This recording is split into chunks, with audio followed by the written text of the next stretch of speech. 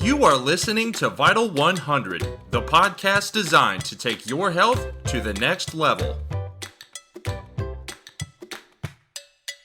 The flu season is fast approaching.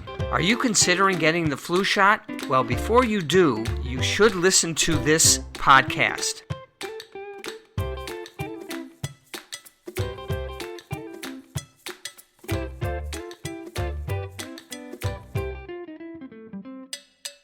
Hi, this is Dr. Bob Johnson from Vital 100 Podcast, and today we're going to be talking about the actual flu and the history behind it, what you should do, and should you consider the flu vaccine.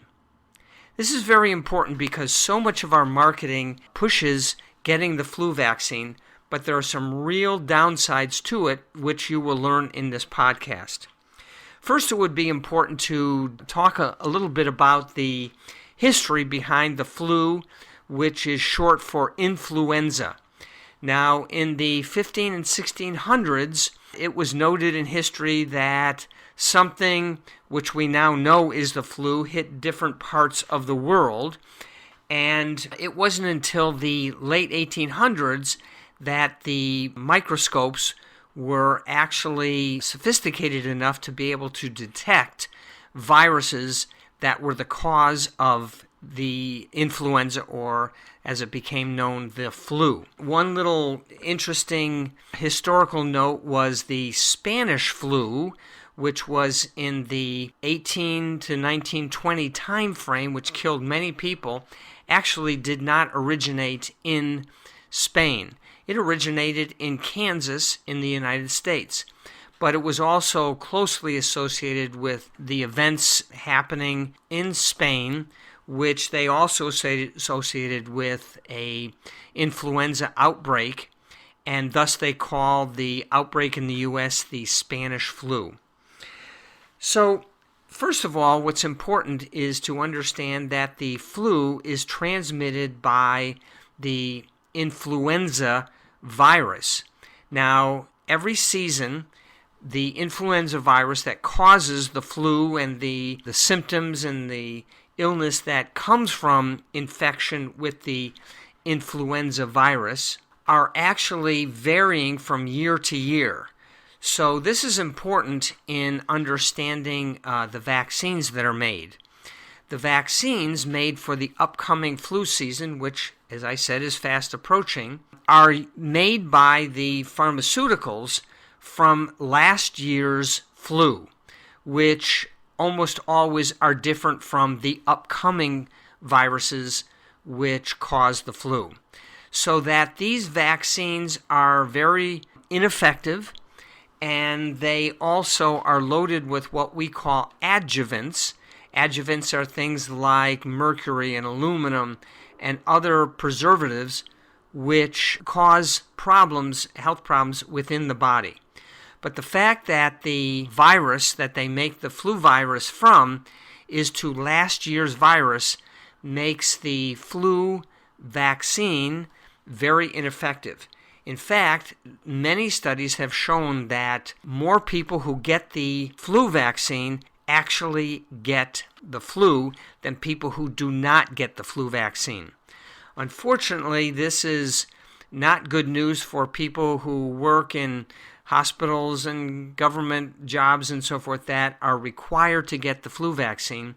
And in fact, most of the misinformation about the flu vaccine comes from pharmaceuticals and the advertising that they do.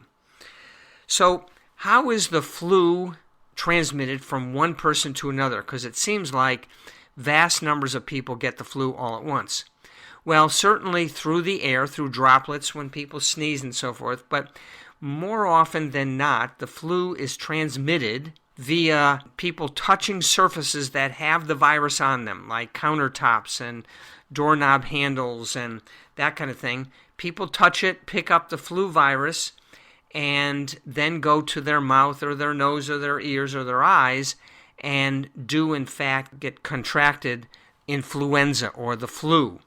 And these symptoms are more respiratory symptoms, nervous system symptoms, much less so gastrointestinal systems. So the systems that are affected are the respiratory systems like the lungs and the sinuses and the nasal passages and so forth. And you just feel lousy because it does also affect the brain and the nervous system.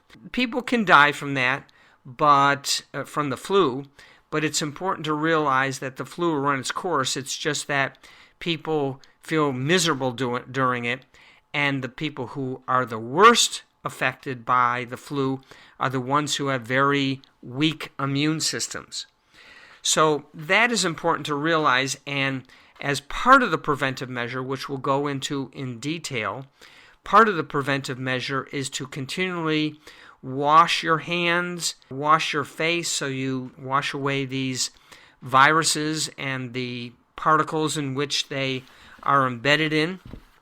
So that's important to do that, and to continually clean surfaces that people are touching all the time with hydrogen peroxide, with things that will actually kill the viruses, because the viruses are not that hard to kill on the surfaces where people are touching.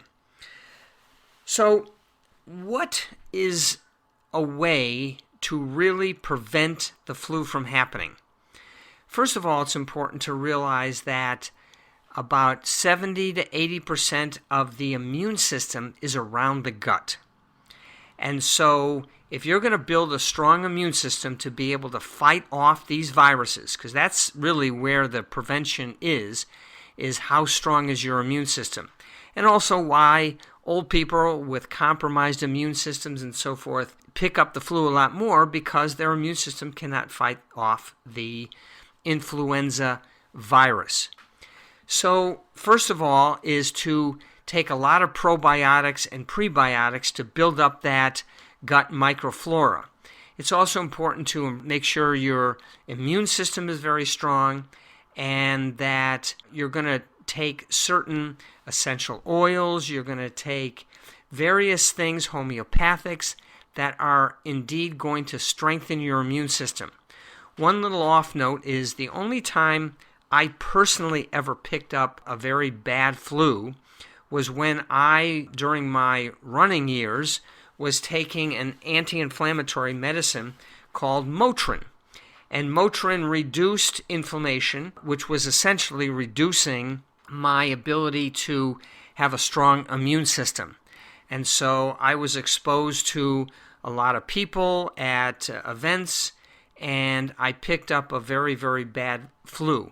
Since then, I have certainly gotten off the anti-inflammatories and continue to strengthen my immune system with other vitamins, minerals, which we're going to go over in just a second. So to have a very strong immune system is your best way to fight the influenza or picking the influenza up. Also cleaning the surfaces. Stay away from people who do have the flu. That's very important. Sometimes very hard to do, and hard because you don't know who has it, who doesn't, who's picking it up.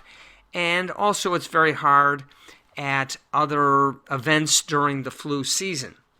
The other way to improve your or strengthen your immune system is to have a diet which is very high in fruits and vegetables, as we've always talked. I always tell people to take the fermented vegetables. I use the sauerkraut, which has a large amount of probiotics, and to also decrease the amount of sugar and or carbohydrates you're taking. And one of the big reasons why the flu season is so strong and so virulent during the holidays and the early winter months is because we take so many sugars during the holidays, and this weakens our immune system. Then getting exposed to the viruses and other reasons that we lower our immune system is like an incubator to be able to pick up that virus, and why people think that there's a flu season, because all the factors that contribute to picking up the flu conspire to lower our immune system. Other ways to help that is to certainly prevent the flu by taking high levels of vitamin A, vitamin C, vitamin D, all of which up the immune system and strengthen it so that you will not pick it up. I work with my patients and clients to be able to give them things that will strengthen their immune system. And I also advise people, and this may seem a little bit of heresy, but I advise people not to take the flu the flu vaccine, because it really doesn't help. And there's much better ways to strengthen your system to be able to prevent the flu and not depend on the vaccine, which is really not helping people. As I said, more people who get the flu vaccine pick up the flu than people who do not get the flu vaccine. So be very aware of all the marketing by the pharmaceuticals and other groups that promote getting the flu vaccine. So we talked a little bit about the prevention. I think that's the best way to go. It's very important because the flu really does affect your overall ability to function. With a very lowered immune system, people who are taking chemotherapy, others who have a very, very low immune system are really going to pick it up. So if you are one of these people who is compromising your immune system, whether it's you're taking pharmaceuticals, whether you're engaging in activities that take in a lot of sugar and carbohydrates and or negatively impact your immune system, you might want to think again, because these are the people who have very compromised immune systems, who have very acute, very long-lasting flu exposures, and the symptoms are far worse, can last weeks and have long-lasting effects on the health of the body. So it's important to consider what is causing the flu epidemic, the sickness, and how to prevent it. And you really should think twice about getting the flu vaccine. I have not gotten it ever and will not because of what I know, but you're certainly welcome to make your choices. But it's important to have this information and to you yourself take preventive measures to do it. So I hope that clarifies a lot of things about flu, the flu vaccine. Worst epidemics happen at times when there's a lot of toxicity. People are exposed to a lot of toxins, lowered immune system actions. Those kind of functions cause very bad outbreaks of the flu. So I hope this was very clarifying.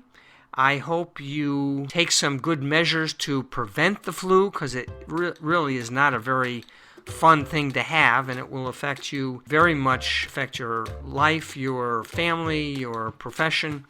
And so it's good to really prevent the flu from occurring. If you have any questions, don't hesitate to contact us at info@vital100wellness.com, and I certainly hope you enjoy the journey. Please subscribe to our podcast and on our website, again, Vital100, the number 100, Vital100wellness.com.